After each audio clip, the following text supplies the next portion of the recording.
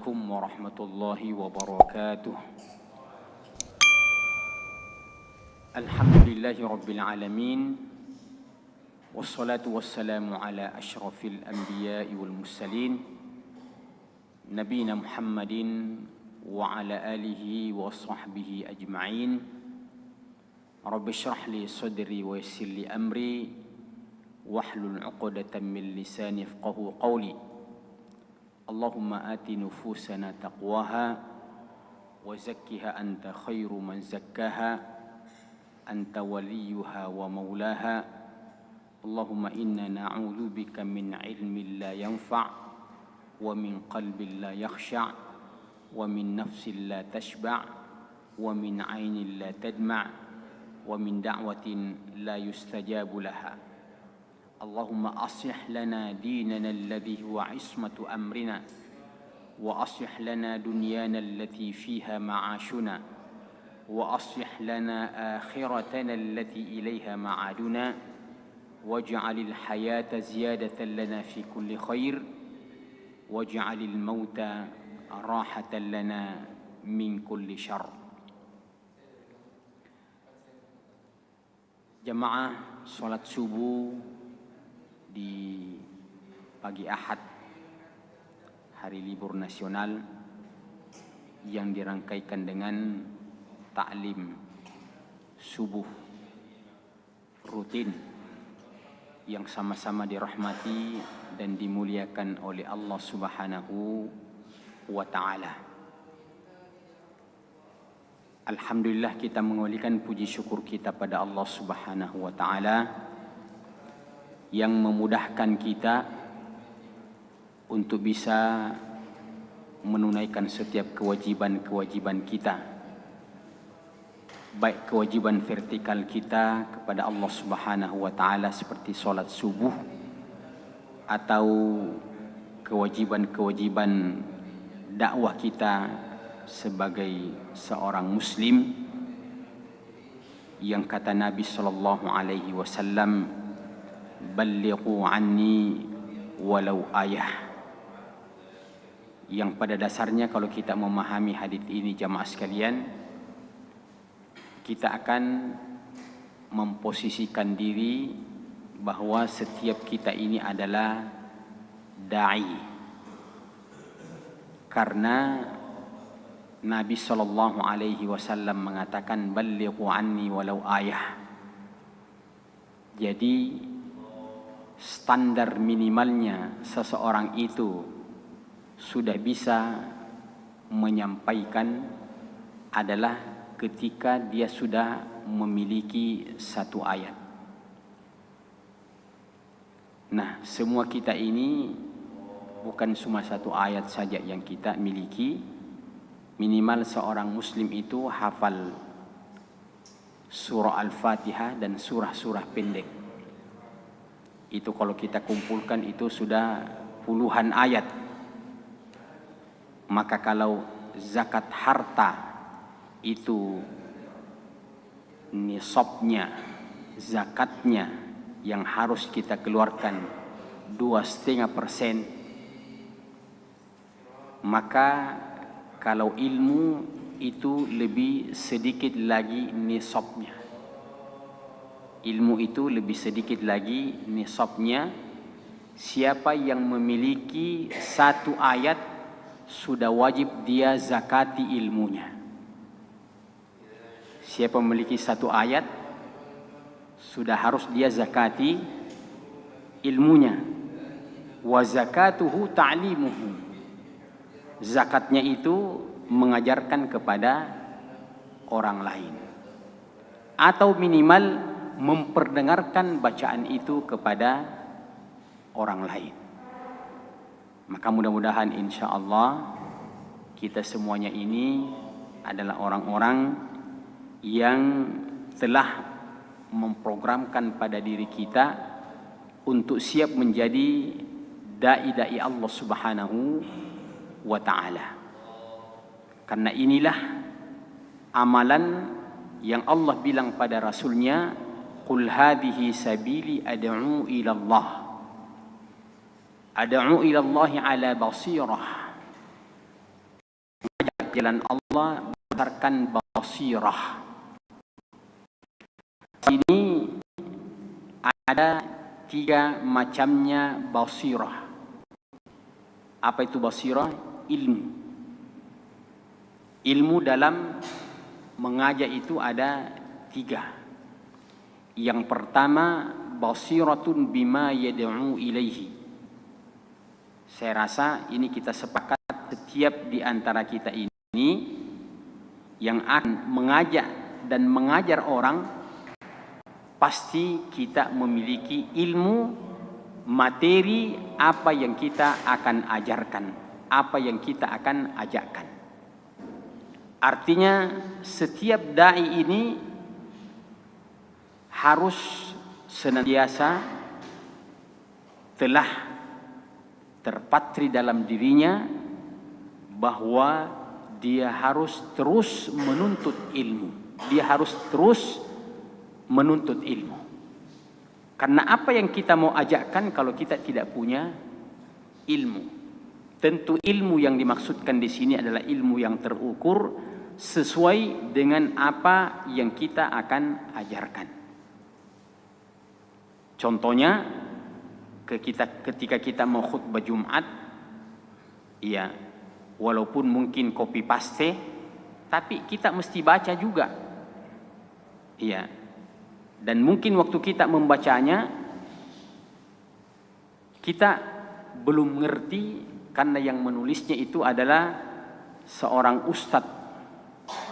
Iya, kita ini tinggal copy paste. Jangan kita baca dan mengatakan, saya baca saja deh, saya ngerti tidak ngerti, yang penting saya baca saja. Kita tentu harus memulai, apa maksudnya ini? Nah, ketika kita sudah ngerti, berarti kita sudah punya basirah yang pertama. Basiratun bima yad'u ilaihi. Itu babnya di dalam Sahih Bukhari. Imam Bukhari mengatakan, bab al-ilmu qabla al-qawli wal amal. Bab pentingnya untuk kita berilmu sebelum kita berkata-kata, sebelum kita beramal. Alhamdulillah pada hari ini, ia tidak melalui satu jalur saja kita bisa menuntut ilmu. Alhamdulillah sekarang ini kita bisa menuntut ilmu, ya, lewat paket-paket data yang kita miliki, ya, lewat internet. Dan tentu kita padukan tetap juga bertanya kepada guru, ya, kepada ustadz, apakah pemahaman kita tentang apa yang kita baca itu sudah benar. Yang kedua, basiratun bi kaifiyati da'wah, kata Syekh Utsaimin. Basiratun bi kaifiyati da'wah, kita mesti memiliki pengetahuan tentang kaifiyah, cara berdakwah. Dengan pengalaman-pengalaman kita yang cukup panjang ini, itu akan memberikan pelajaran, ya, kepada kita tentang kaifiyatud dakwah. Dan itu sejalan dengan pengalaman-pengalaman kita melakukan semacam introspeksi diri. Iya. Jadi dulu awal-awal, iya, yang keluaran-keluaran dari sekolah-sekolah universitas Islam, baik dalam negeri ataupun di luar negeri, kita dulu awal-awalnya itu pokoknya satu saja. Kita hitam putih. Qulil haqqa walau kana murran. Iya. Sehingga bahasa kita itu to the point. Iya. Sunnah, bid'ah, syirik, tauhid. Nah, itu sudah benar. Tapi dulu kita tidak membedakan apakah ini orang baru atau orang yang sudah belajar. Pokoknya Ternyata berdakwah dengan cara yang seperti itu, yang tidak memperhatikan kaifiyah, ternyata membuat banyak orang yang lepas, membuat banyak orang yang tidak simpati. Maka dengan perjalanan kita yang sudah sekian lama ini, ya, terutama yang sudah lama belajar, itu kita terus mengintrospeksi diri. Iya, terutama bagaimana kita menyampaikan dengan cara yang hikmah. Iya, jadi biarkan saja kalau seseorang itu memang dasar suaranya tinggi, tidak apa-apa, tetap tinggi, tapi dia tetap santun. Ud'u ila sabili rabbika bil hikmati wal mau'izatil hasanah wajadilhum billati hiya ahsan wajadilhum billati hiya ahsan. Dan itu penting untuk kita mendapatkan informasi dari orang tentang diri kita, penilaian orang tentang diri kita. Apakah kita ini sudah hikmah ketika menyampaikan, atau orang itu masih menganggap kita ini tidak nyaman ketika menyampaikan. Iya, saya pernah dengan seseorang yang saya tahu, ini orang kurang-kurang familiar dengan kita di jamaah Masjid Wihdatul Ummah. Iya. Bahkan dulu ketika masih banyak bantuan-bantuan dari Arab Saudi,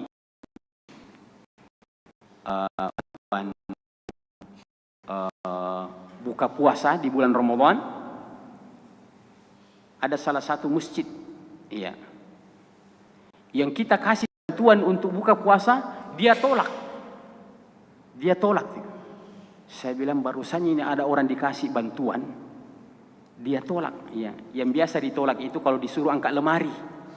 Ini mau dikasih bantuan, dia tolak, Pak. Iya. Sekalinya suatu saat, ya, orang tersebut yang bersangkutan, saya ajak ke kebun saya makan rambutan.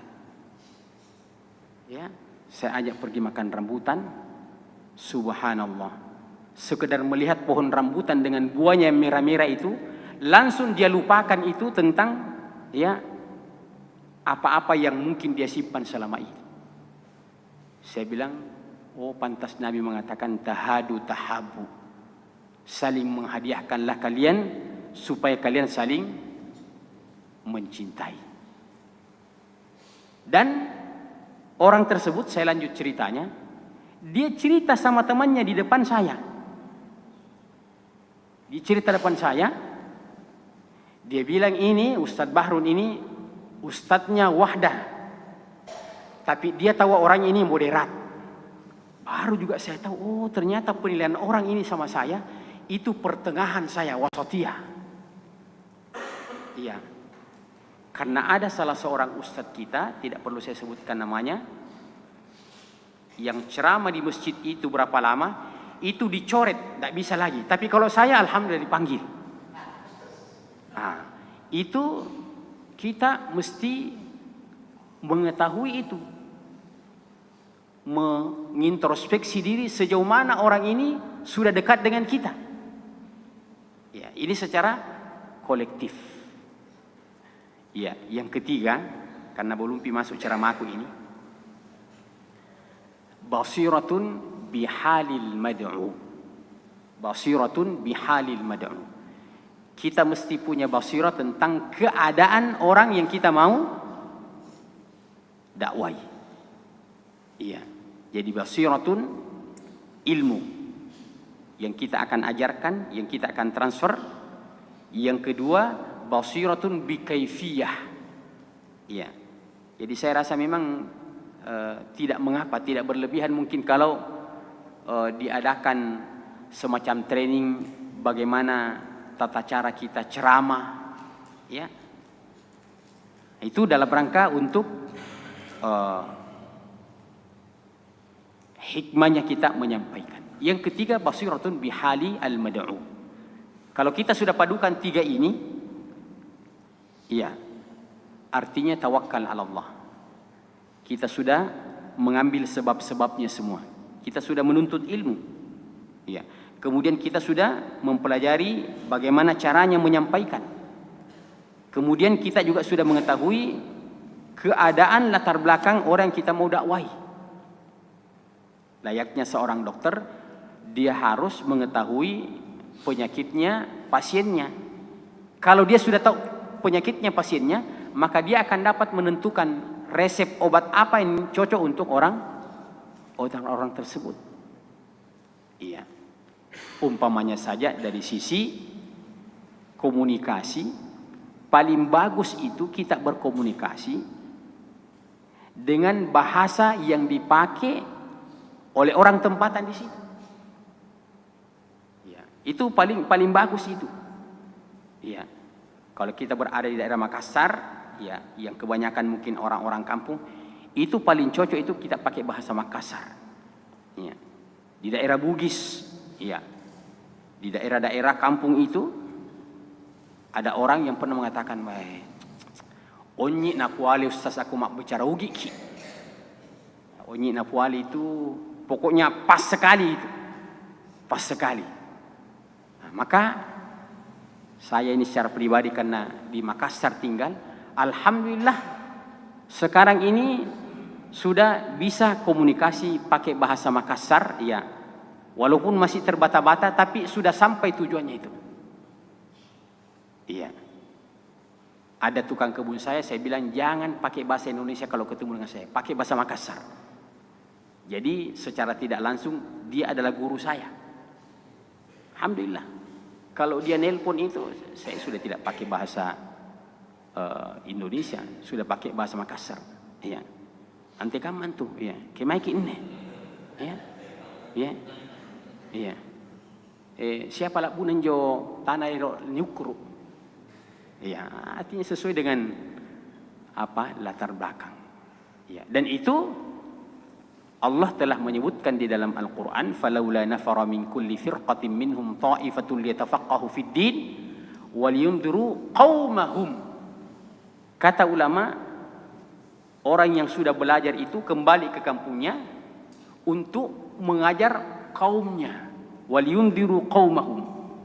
Kata-kata qaumahum itu menunjukkan bahwasanya kalau kamu berada di tengah-tengah kaummu, apa cara untuk supaya mereka bisa faham?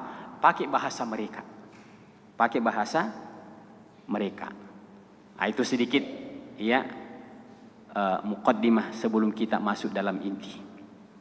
Jadi intinya yang saya mau sampaikan di sini jamaah sekalian adalah kita ingin membandingkan bagaimana Allah memerintahkan sesuatu kepada orang yang beriman yang sebenarnya perkara itu substansinya sama. Tapi kalau Allah menyampaikan kepada orang-orang yang beriman dan perkara itu Allah sampaikan kepada Nabi, ada bedanya. Kita ambil pelajaran di situ bahwa memang kalau orang sebagai pemimpin dan sebagai tokoh itu memang dituntut untuk lebih ideal. Itu memang seperti itu teorinya. Iya. Masyarakat ini selalu menuntut ya dari seorang dai. Dai itu dalam pandangan masyarakat tidak boleh ustadz itu salah. Tak boleh. Ya. Itulah. Coba bayangkan. Kalau kita ini dai, pada perkara-perkara yang mubah yang kita tidak lakukan, itu kita dikritik. Apa contohnya? Iya. Contohnya, kita memimpin sholat, ya. Gara-gara tidak pakai songkok saja, orang umum, ngapa nanya ustaz tidak pakai songkok? Coba. Padahal hukumnya pakai songkok itu kan mubah. Ya, mubah, tidak sampai pada tingkat sunnah. Ya, tapi itulah namanya masyarakat terlalu idealis kepada orang-orang yang dijadikan sebagai panutan. Mari kita masuk. Allah berkata kepada orang-orang yang beriman, ya ayyuhalladzina amanu, wahai orang-orang yang beriman. Apa yang Allah perintahkan kepada orang-orang beriman? Isbiru wa sabiru. Sabarlah dan saling menyabarkanlah. Isbiru wa sabiru. Ini perintah kepada orang yang beriman. Tentu cakupannya sabar itu kita sudah tahu. 3. Bersabar menjalankan perintah Allah, bersabar meninggalkan apa yang dilarang oleh Allah, dan sabar ketika tertimpa musibah. Itu saja poinnya kalau kita bercerita tentang sabar. Sabar menjalankan perintah Allah. Menjalankan perintah Allah itu adalah yang berkaitan dengan pribadi kita, yang berkaitan dengan dakwah. Ya. Yang kedua, sabar dalam meninggalkan apa yang dilarang oleh Allah. Yang ketiga, sabar ketika tertimpa musibah. Alladzina idza asabatuhum musibah qalu inna lillahi wa inna ilaihi raji'un. Tapi pada Nabi sallallahu alaihi wasallam Allah Subhanahu wa taala mengatakan fasbir sabran jamila. Fasbir sabran jamila. Wahai Muhammad, bersabarlah engkau dengan sabar yang indah. Apa ini? Ya, saya minum dulu ini ya, karena batuk-batuk.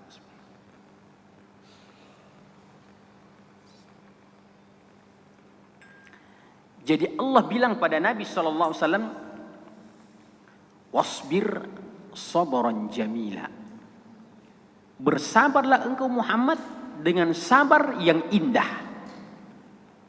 Iya. Jadi sabar itu tanpa batas. Ya, sabar itu tanpa batas. Itu yang benar. Sabar itu tidak ada batasnya. Iya. Jadi kalau ada yang bilang sama kamu, pelan-pelan kok bos, sabar itu ada batasnya, itu salah itu. Berarti tidak sabar itu. Sabar itu tidak ada batasnya. Nah, untuk mengusung amanah agama ini, Nabi Shallallahu Alaihi Wasallam harus memiliki sifat kesabaran, bukan sabar sekedar sabar, tapi sabran jamila. Iya. Kira-kira kalau kita buatkan istilah, ini sabar KW1. Jadi sabran jamila itu sabar KW1. Sabar plus. Sabar saja itu sudah nilai plus. Apalagi kalau sabran jamila. Wasbir sabran jamila. Lihat. Nabi SAW lagi berada dalam zona kenyamanan. Yang mana itu jamaah sekalian? Di antara zona kenyamanan itu, kalau kita lagi dingin kemudian kita pakai selimut. Iya. Kemudian kita sama-sama dengan ibunya anak-anak tidur. Nah, itu zona nyaman itu.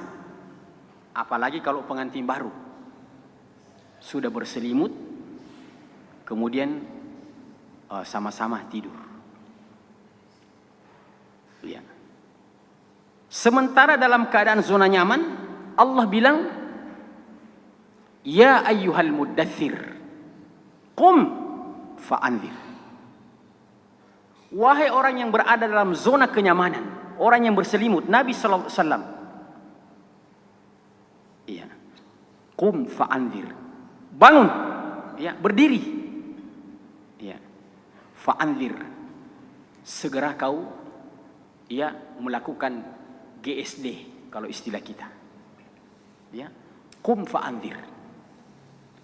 Artinya kebutuhan manusia itu memang harus ada istirahat, tidak bisa tidak istirahat. Tapi istirahat itu harus posisinya selingan saja. Ya, namanya istirahat itu selingan. Maka kita ini beristirahat tapi tidak boleh terlalu lama beristirahat. Tidak boleh terlalu lama beristirahat. Iya. Kata Allah, "Fa idza faragta fansab." Setelah selesai satu dari program, berpindah pada program yang lain. Ya ayyuhal muzammil. Ini lagi enak-enaknya tidur. Apa kata Allah? Qumil laila illa qalila. Semua. Maka andaikan tidak ada kesabaran Nabi sallallahu alaihi wasallam, yang Nabi sudah membuat program, apa kata Nabi? La yablughanna hadzal amru ma balagha al-lail wan nahar. La yablughanna hadzal amru ma balagha al-lail wan nahar. Sungguh akan sampai agama ini di mana saja sampainya, siang dan malam. Ya. Jadi itu Nabi punya planning target bukan Jazirah Arab, ya, tapi langsung internasional. Di mana saya sampainya siang dan malam, di situ insya Allah akan sampai agama ini. Bayangkan orang dalam kesendiriannya. Maka di saat itu datang 4 orang mendekat kepada Nabi Shallallahu Alaihi Wasallam. Yang pertama, semua orang-orang jauh dulu. Ada Salman Al-Farisi, ya, dari Persia.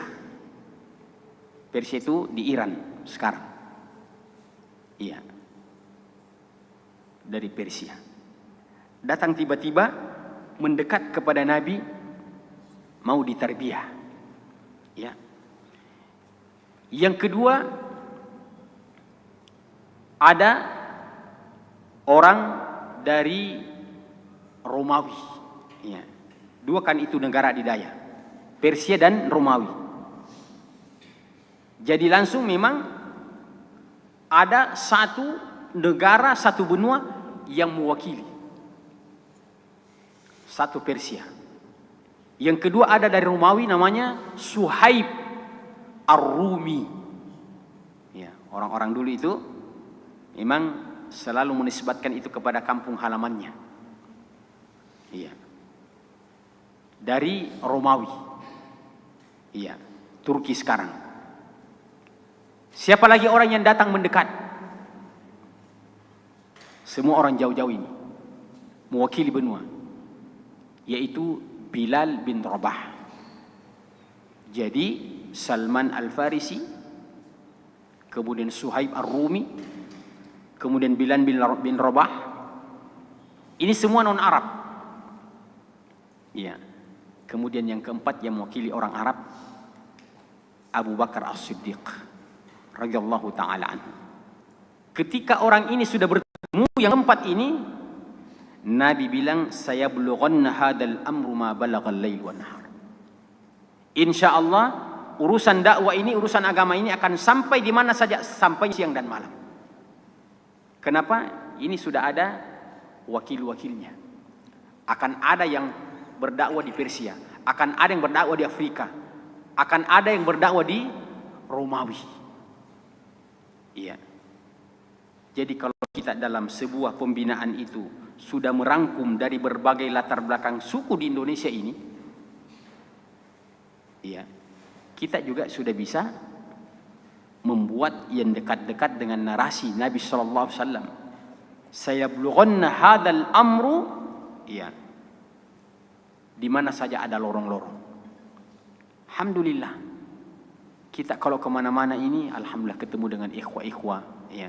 Banyak ustadz-ustadz yang alhamdulillah sekarang ini ya terselamatkan uang penginapannya, karena kalau dia di daerah mendapatkan pelayanan ya seperti Ustadz kita Ustadz ya Syaibani ya sebagai sekjen kemana-mana itu ya tidak selamanya sewa hotel Ustadz ya, ke Jakarta, Masya Allah, iya, Subhanallah, itu, iya, iya, nah itulah bagusnya kalau orang pejabat, ya, Alhamdulillah, itu adalah salah satu di antara berkah dakwah kita, ya, berkah dakwah kita. Cuma kalau saya ke daerah ini, orang masih tanya, bilang, siapakah itu Ustadz Bahrun? Belum terlalu dikenal. Iya. Viral-viralkan juga sedikit Ustadz, supaya dikenal. Iya. Taib. Fasbir sabran jamila. Ini agama tidak akan sampai kalau tidak ada sabran jamila. Kata Allah Subhanahu wa taala pada nabinya, wasbir ala ma yaqulun. Wasbir ala ma yaqulun. Bersabar apa saja komentar orang tentang kamu. Wasbir ala ma yaqulun. Ya. Dan ini biasanya yang paling membutuhkan kesabaran itu adalah dari orang yang kita anggap saudara kita sendiri, tapi terlalu banyak komentarnya tentang kita. Maka wasbir ala ma yaqulun. Yang kedua, kalau orang-orang beriman ini, Allah bilang wa'fu wasfahu hatta ya'ti Allahu bi amri. Wa'fu wasfahu.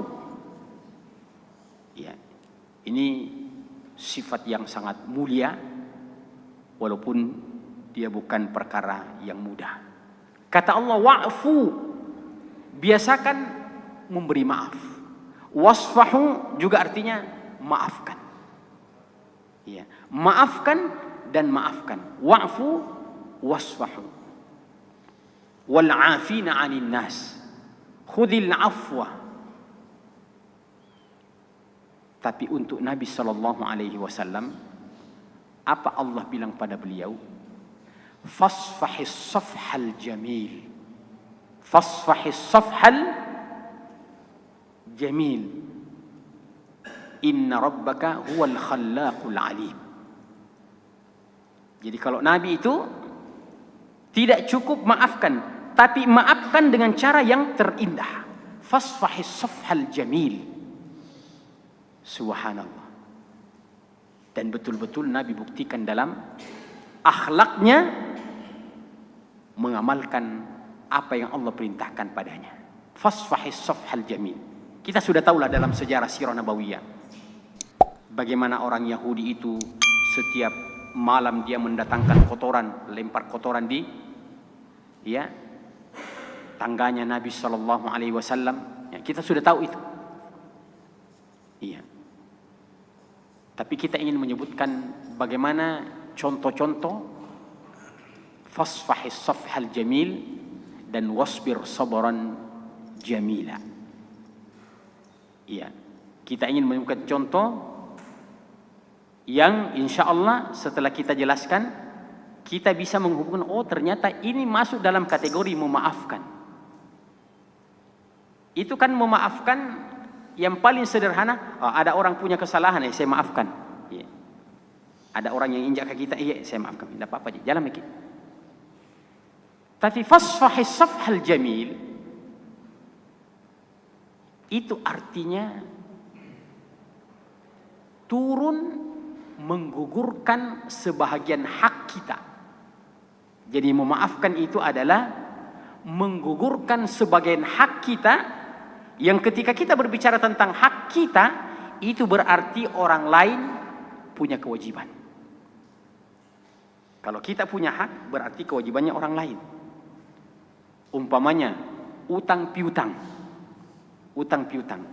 Yang berutang itu punya kewajiban untuk membayar utangnya. Iya. Yang diutangi itu, yang punya piutang itu dia punya hak. Dia punya hak. Iya. Nah, Bagaimana posisi hak dan kewajiban itu dalam interaksi dua orang? Kalau yang bernama hak, yang namanya hak itu tidak perlu kita meminta izin kemudian kita menggugurkan hak kita. Tidak perlu kita minta izin. Ya. Kalau kita punya hak, umpamanya ada utang saya sama si fulan. Ada piutang saya. Berarti itu hak saya. Iya. Dia janji saya bilang bulan depan, ya. Bulan depannya juga belum. Bulan depannya juga belum. Ya. Sekalinya kita telepon, iya bagaimana bilang? Iya, afwan. Nah, kita dibayar dengan afwan. Ya. Padahal kita menagih itu kan maunya uang. Ini dibayar dengan afwan, bagus. Nah, kalau Nabi itu dia sudah amalkan itu, fasfahis safhal jamil. Fasfahis safhal jamil. Apa itu terjemahannya dalam konteks ini? Apa itu? Wa in kana du usratin fanadhiratun ila maisarah. Kalau ada orang yang susah, ya, maka diusahakan diundur-undur. Ya. Amalkan ini jamaah sekalian. Ya, karena kebetulan saya ini banyak utangku. Nah, jadi cocok itu. Siapa tahu ada di antara di sini yang punya piutang sama saya, ya. Nah, itu Quran bilang wa in kana du usratin fanadhiratun ila maisarah. Sampai dia mendapatkan kelapangan. Tapi ada yang lebih luar biasa lagi. Wa antasaddaqu khairul lakum. Memutihkan utangnya itu the best. Iya. Itu semuanya as-safhal jamil. Itu contoh-contoh memaafkan yang berada pada level tertinggi. Iya, level biasa kasih kesempatan. Iya, enggak apa-apa. Bulan depan belum bisa. Tapi setelah kita lihat, kayaknya ini orang biar saya tagih berapa kali, sama ji, bertengkar dikit terus. Iya. Akhirnya kita bilang, Jambi saya kasih tahu bilang lunas utangmu, tapi saya niatkan pokoknya andaikan pun dia tidak bayar saya sudah halalkan. Nah, itu boleh kita menggugurkan hak kita. Nah, ini yang banyak ini yang menggugurkan kewajiban tanpa minta izin. Iya. Nah, itu beda. Kalau kita punya utang tidak boleh kita menggugurkan kewajiban kita. Iya. Kenapa nih orang tidak pernah lagi dia singgung-singgung utangnya? Ternyata dia gugurkan utangnya sendiri tanpa minta izin kepada yang punya hak. Itu tak balik. Iya. Yang boleh menggugurkan tanpa dia minta izin yang punya hak. Yang punya kewajiban itu harus minta izin. Iya. Bagaimana kau dong kalau umpamanya setengah mau saya bayar Pak Di? Nah, itu namanya meminta izin. Ini ada orang menggugurkan kewajibannya, Allahul Musta'an. Ternyata yang punya hak itu baru dia tahu kalau memang dia sudah tidak punya niat untuk membayarnya. Nah, ini subhanallah. Kita kadang-kadang kalau dalam urusan-urusan ibadah, dalam urusan-urusan tazkiyatun nafs, alhamdulillah kita baik-baik saja. Tapi yang paling banyak ini terjadi ini kalau sudah hubungan bisnis, ya. Ah, ini tiba-tiba kenapa itu dia baku bombe? Oh, anuki. Dia pecah kongsi, dia begini. Iya. Padahal waktu pertamanya bagus sekali bagi-baginya. Iya. Bagus sekali kali-kalinya. Bagus sekali tambah kurangnya. Ya. Tapi berakhir dengan clash. Berakhir dengan clash. Contoh.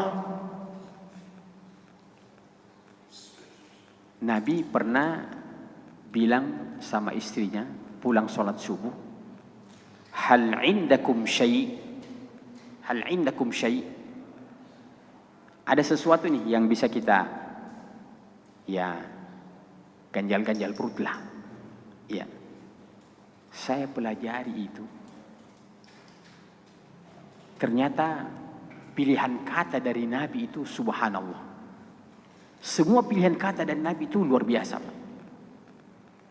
Jadi hal indakum syai'. Syai' itu kalau kita mau jelaskan, Pak, syai' itu adalah sesuatu yang paling minimal. Sesuatu yang paling minimal. Iya. Jadi Nabi dalam urusan makanan itu adalah targetnya, standarnya yang paling minimal. Kalau ada yang paling minimal, selesai urusan. Iya, hal indakum syai'. Iya. Nabi tidak bilang sama istrinya, iya, ada palu marah. Wah, itu terlalu tinggi itu. Ya, hal indakum syai', ada sesuatu? Ya, apalah kira-kira, mungkin kurma saja dengan air zam-zam. Ya, 3 biji itu sudah luar biasa. Ya. Istrinya bilang ma'indana syai'. Tidak ada sekali ya Rasulullah. Maka bagaimana Nabi menjawabnya? Bagaimana Nabi meresponnya? Kita sudah tahu ceritanya. Kalau begitu saya puasa. Kalau begitu saya puasa. Jadi saya bisa membahasakan kisah ini dalam bahasa Bugis. Nabi itu SAW tahu mapasikua. Apa terjemahannya itu, Ji? Tahu mapasikua. Fleksibel. Ya, mapasikua itu orangnya fleksibel sekali. Iya. Kalau ada sesuatu yang bisa kita makan, ya kita makan. Iya. Tapi kalau tidak ada, iya, saya puasa. Kan selalu ada solusi. Nah, kalau kita sebagai suami memiliki akhlak seperti itu sama istri kita, kira-kira kita pulang-pulang, ya ada sesuatu, tidak ada sekali nih, habis kita makan anak-anak tadi malam. Kalau gitu saya puasa. Ini mi istri tapak yang selalu cerita sama temannya, oh itu bapaknya anak-anak luar biasa akhlaknya itu. Pasti kita akan selalu menjadi sesuatu yang ideal, panutan di hadapan istri-istri kita. Ya. Tapi tidak sedikit di antara kita, untuk urusan makanan saja, jangankan syai', sudah lengkap. Sudah lengkap. Ya. Gara-gara apa dia marah sama istrinya? Gara-gara sambal saja. Sambal sudah lengkap semuanya, kecuali sambal yang tidak ada. Ya. Ada lagi sambal merahnya, sambal hijaunya yang belum ada. Ya. Kan ada di antara kita yang begitu. Hanya persoalan urusan makanan ini, dia marah istrinya, dia goblok-goblokin istrinya. Kasih kau belanja itu, masa kau tidak? Masya Allah. Coba kalau kita ambil akhlaknya Nabi. Hal indakum syai'. Ada sesuatu? Ya. Subhanallah. Kalau ada, ya, suami yang begini, Pak, di hadapan istrinya, terselesaikan problema urusan keluarga. Iya. Suatu ketika lagi, kalau ini lumayan. Lagi-lagi urusan makan. Istrinya mengeluarkan roti. Ya, makanan orang Arab itu kan roti. Sama kalau kita nasi. Kasih keluar roti. Tunggu-tunggu, ini roti ada temannya atau tidak ada? Ya. Biasa ya. Kita begitu kalau bertamu, duluan keluar kopinya. 5 menit belum ada, tambahannya kita minum. Pemberani ini kopi, tidak ada temannya kayaknya ini. Ya, kita syukuri, alhamdulillah. Alhamdulillah. Iya. Dia bilang ada enggak yang bisa dipadu dengan roti ini? Maksudnya ada lauk enggak? Ada lauk. Iya. Subhanallah. Baitun nubuwah, ya, di rumah kenabian, di rumah pemimpin kaum muslimin. Untuk urusan makan-makan ini, ma'indana syai'. Iya. Kita bayangkan, Pak, ya, Kalau Pak Lurah saja, tidak usah yang tinggi-tinggi, Pak Lurah saja. Kira-kira istri mengatakan ma'idana syai'. Iya. Subhanallah. Maka Nabi klarifikasi lagi. Apa yang ada di dalam? Dia bilang, yang ada ya Rasulullah cuka. Cuka. Iya. Dan yang semacamnya, jeruk nipis kira-kira seperti itu. Nabi bilang, coba kasih keluar itu cuka. Artinya, Nabi ingin membuat penemuan. Nah, ini menu baru lagi nih, roti dengan cuka. Belum pernah sebelumnya ada menu seperti itu. Tapi Nabi bilang kasih keluar. Kan untuk urusan-urusan seperti itu, antum a'lamu bi umuri dunyakum. Tidak ada masalah. Ya. Orang mau makan nasi, iya, dengan apa, itu tidak ada masalah. Ya. Yang penting kau enak. Iya.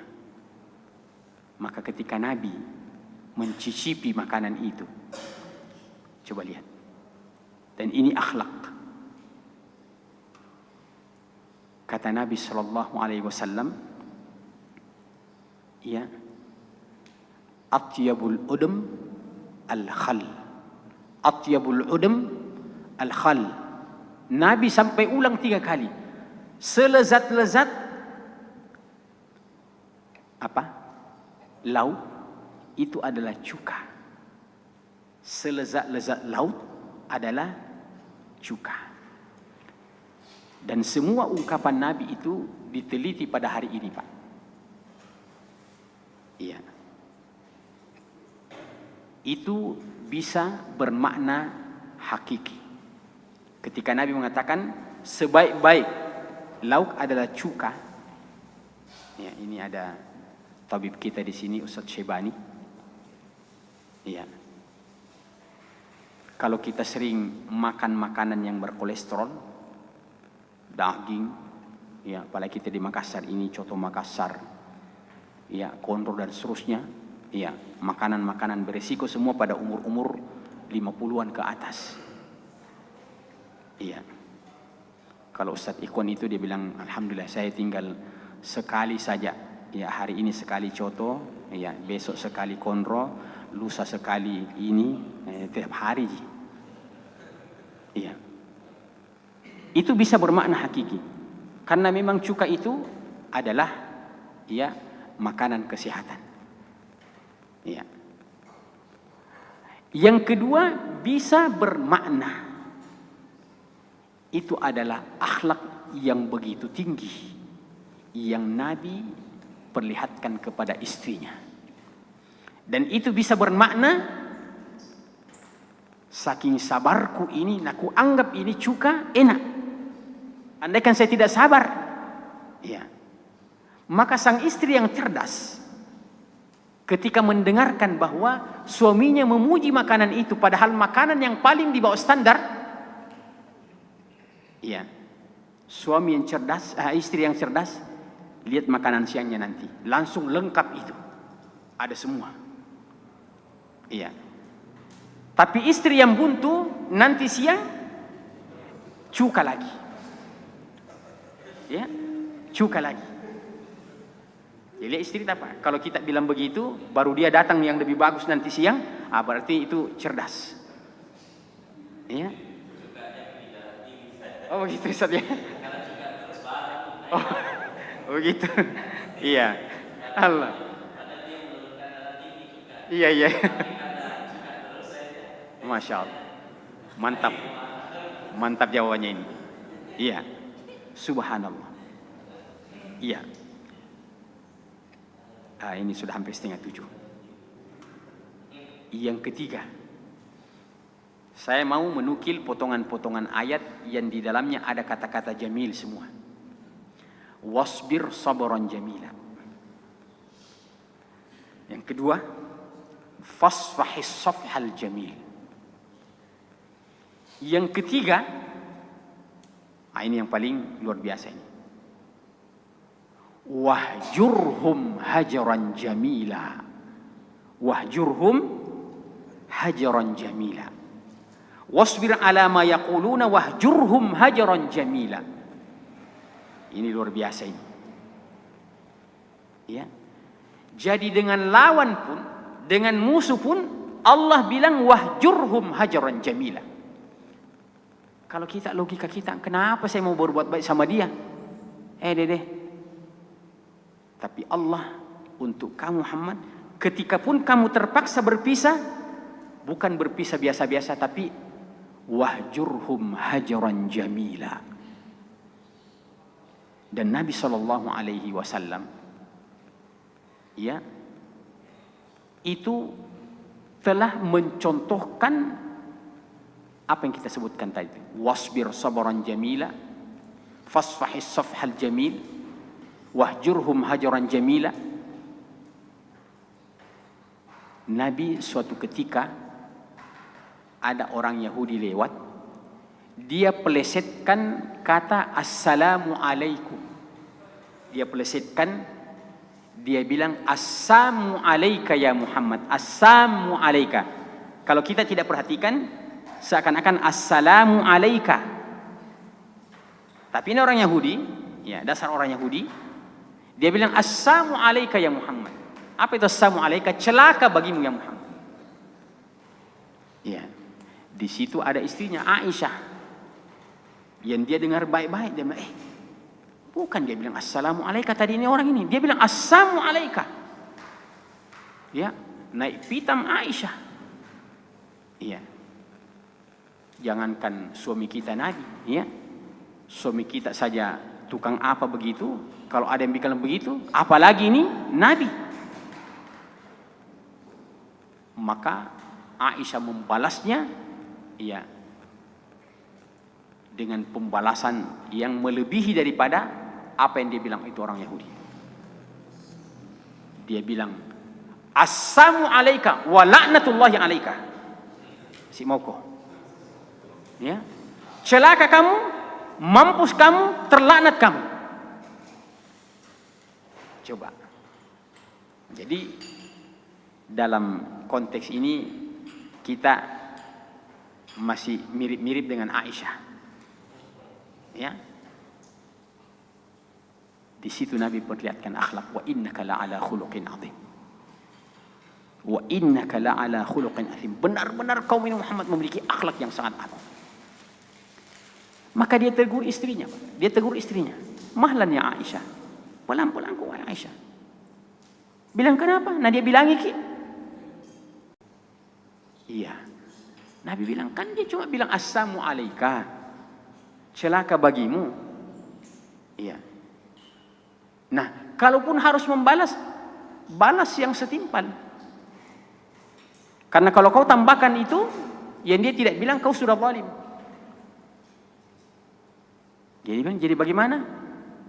Cukup bilang wa alaika, kau juga. Iya. Kalau kita ini Pak, apalagi orang Bugis Makassar, tidak cukup itu kalau iya. Celaka kau juga. Belum. Iya. Kalau kita itu kau bilangi saya 1, ku kasih kau 10. Nah, itu baru reda kita punya hati. Coba bayangkan. Assalamu alaika wa alaika. Iya.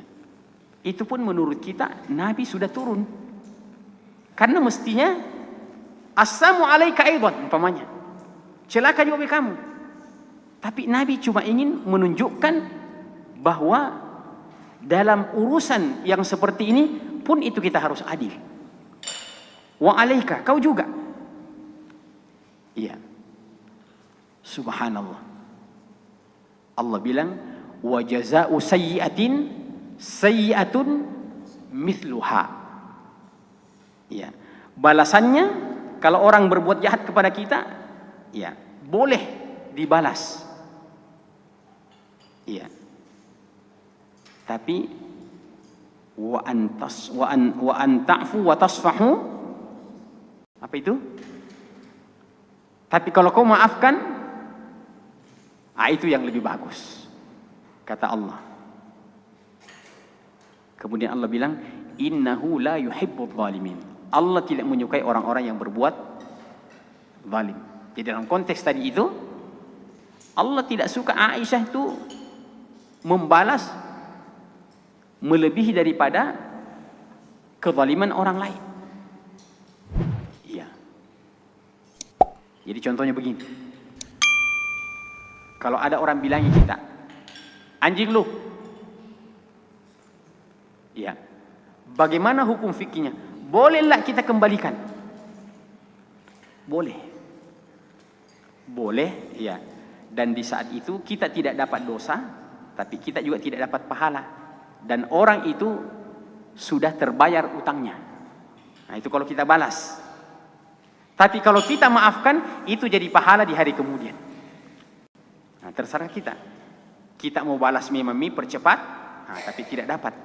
Atau sabar-sabar sedikit. Iya. Coba itu dalam hadis. Wa in sabbaka ahad. Kalau ada orang yang mencaci maki, faqul inni shaim. Faqul inni shaim. Kalau ada yang mencaci maki sama kamu, Nabi bilang, kau bilang inni shaim, saya lagi puasa. Subhanallah. Ada orang yang bilang kita begini-begini, ya, tapi saya puasa. Coba ya. Ya. Itu kan subhanallah. Iya.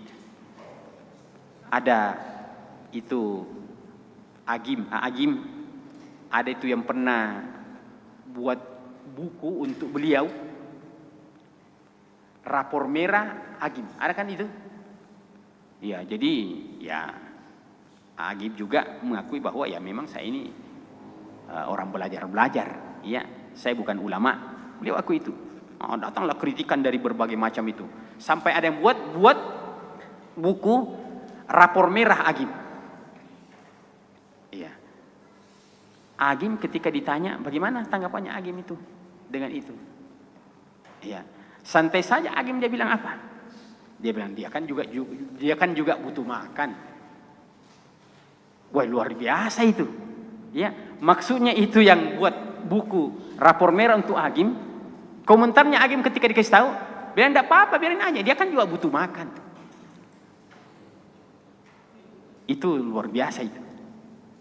Iya, luar biasa. Maka tadi itu boleh membalas. Iya. Kalau kita kiaskan dengan perkataan Aisyah dan Rasulullah tadi itu, assalamu alaika wa alaika. Iya. Anjing lu, ya, lu juga. Boleh, itu tidak berdosa. Iya. Yang sudah zalim itu kalau orang bilang sama kita anjing lu, kita bilang kau anjing rabies. Nah, itu sudah zalim itu. Orang cuma bilang anjing, kita tambah anjing rabies. Itu sudah zalim. Innahu la yuhibbul zalimin. Allah tidak menyukai orang-orang yang melampaui batas. Iya. Nah, ini beberapa sebenarnya ayat-ayat yang saya kumpulkan ini saya bisa ceramah begini Pak, satu malam ini saya tidak tidur ini. Jangan dianggap ini biasa-biasa ini. Ya. Masalahnya kalau di sini saya tahu ini yang kasih di sini kan dokter-dokter semuanya. Ya. Maka ya kita harus mempersiapkan juga. Ya. Terakhir Allah Subhanahu wa taala mengatakan wa imma takhafanna min qaumin khiyanatan fambid ilaihim ala sawa. Wa imma takhafanna min qaumin khiyanatan fambid ala sawa, dalam surah Al-Anfal kalau tidak salah. Kalau kamu mengkhawatirkan bentuk pengkhianatan dari lawanmu, dari musuhmu yang kamu sudah sepakat tentang beberapa hal, umpamanya gencatan senjata, iya. Itu kan kalau kamu mengkhawatirkan khianat. Kalau orang mengkhianati, akhlak yang diajarkan oleh Nabi itu, wala takhun man khanaka. Janganlah engkau mengkhianati orang yang mengkhianatimu. Luar biasa itu. Nah, dalam konteks ayat ini, kira-kira andaikan kita tidak hafal itu ayat, Kalau ada orang yang kamu khawatirkan mengkhianati kamu, maka janganlah mengkhianatinya. Tapi ayat itu melampaui itu, Pak.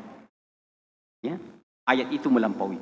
Bukan sekedar jangan mengkhianati, tapi Allah bilang fambid ilaihim ala sawa, kembalikanlah perjanjian itu dengan cara yang tepat, dengan cara yang jujur, dengan cara yang baik-baik. Ya kan kalau orang mengkhianati kita, ya sudah saya khianati juga kamu. Kenapa saya mesti baik-baik? Tapi Allah mengarahkan nabinya, fambid ala sawa, ya, kembalikan perjanjian itu dengan cara yang jujur, dengan cara yang baik. Itu luar biasa. Makanya Nabi Shallallahu Alaihi Wasallam itu adalah orang yang paling dimuliakan oleh Allah Subhanahu Wa Taala karena kesabarannya, karena akhlaknya, karena sifat pemaafnya, karena seluruh sifat-sifat yang terpuji tadi. Kalau Allah panggil nabinya dalam Al-Quran, Allah bilang, ya ayyuhan nabiyyu, ya ayyuhar rasul. Kalau nabi yang lain, Allah panggil dengan namanya. Ya Adam, ya Zakaria, ya Yahya, ya Ibrahim, ya Musa. Tapi nabi, Allah bilang, ya ayyuhan nabi, ya ayyuhar rasul. Tidak adakah kata Muhammad dalam Al-Quran? Ada. Tapi setiap kata Muhammad Allah sandingkan dengan Rasulullah. Tidak ada Muhammad berdiri sendiri. Kalau ada Muhammad pasti ada Rasulnya. Muhammadur Rasulullah. Walladzina ma'ahu. Wa ma Muhammadun illa Rasulun. Wa ma kana lakum an tu'dhu Rasulullah. Tidak boleh kalian menyakiti hati Rasulullah. Itu karena memang beliau adalah hamba yang ideal yang akan menjadi contoh dan suri teladan bagi seluruh alam ini. Subhanakallahumma bihamdika asyhadu an la ilaha illa anta astaghfiruka wa atubu ilaik. Akhiru da'wana alhamdulillahi rabbil alamin. Wassalamu alaikum warahmatullahi wabarakatuh.